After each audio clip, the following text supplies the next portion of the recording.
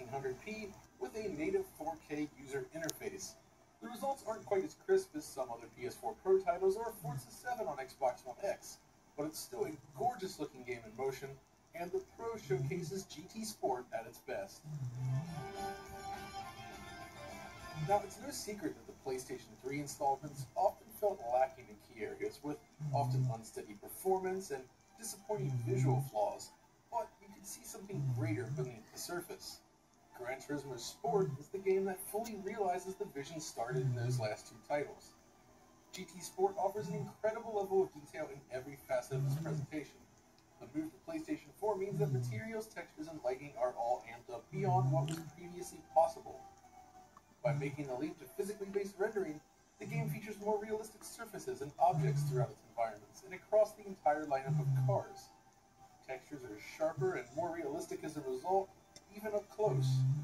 GT retains a sense of scale that no other sim racer can quite match. The way its environments stretch out into the distance create the illusion of a much larger world. Lighting is overhauled as well, enabling many more dramatic moments in the game, while shadow resolution, while not quite optimal, is hugely improved over previous entries.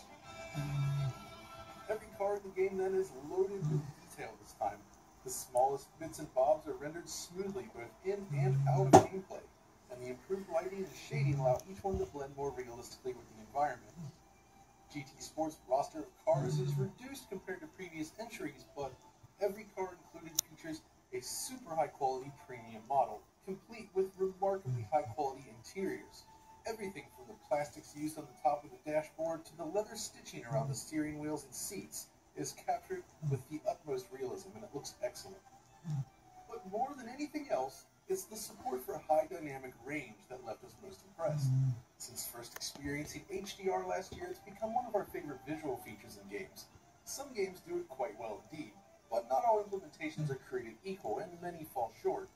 Gran Turismo, however, has always been a series created to push the boundaries of technology, so it's no surprise that HDR plays a significant role in its presentation. Which means if you have a compatible display or method for watching YouTube in HDR, or have just joined our video service via Patreon at digitalfoundry.net, you should be watching this video in HDR mode. Everything here was captured to showcase the incredible range made possible when using HDR with GT Sport. But don't worry, if it's not an option, YouTube does automatically tone map the video for those not using HDR displays, but you will definitely lose some of the spectacle. Now, the first thing I want to mention here is the HDR setup process itself. GT Sport is in a league of its own, offering users full control over their HDR experience. When enabling HDR, a configuration page allows you to match the HDR10 output to your television to get the best picture.